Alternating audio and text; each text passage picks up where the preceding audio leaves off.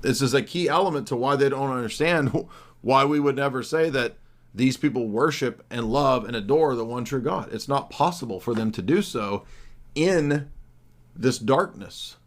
And that's exactly what Palamas argues in book 1 of the Triads. The entire first triad is about the futility of pagan Greek Hellenic knowledge. And he says, Plato and Aristotle, guess what? If they got a couple things right about God, it didn't profit them. It was worthless demonic knowledge. Because every heresy, which in any way perverts the truth about God, ends up giving you a false God, another God. For the things that Gentiles sacrifice, they sacrifice to the Trinity secretly? No, he doesn't say that. He says to demons. And he says, and not to the Trinity. See that? 1 Corinthians 10:20. Pagans and Gentiles sacrifice to demons. And if you do it to a demon, it's not to God. The exact opposite of what Trent argued in the debate, that you can worship a demon and the triune God at the same time. And then he lied about saying that, and people called him out on that, by the way. Because 2 minutes later he said, I never said that. He did say that.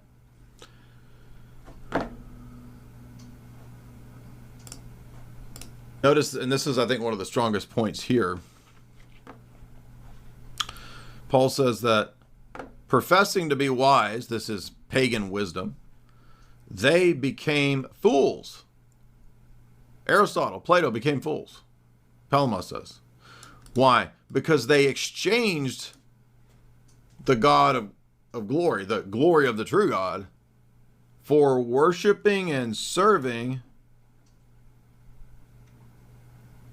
the creature.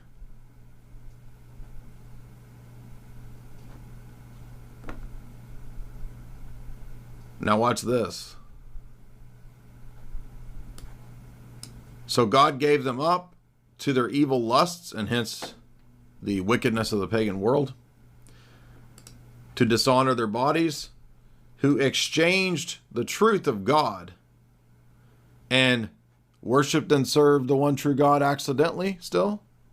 No. Worshipped and served the creature rather than the creator.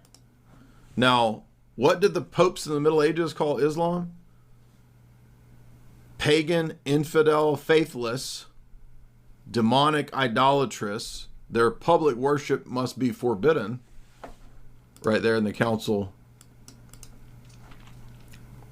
ecumenical council. Antichrist, according to Innocent III and Quia Major. Now, with that being the case, that's consistent with Paul, even though they're popes.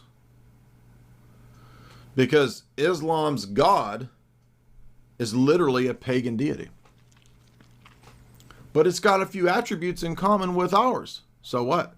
There is no such thing as 90% Orthodox, 90% worship of God, 90%.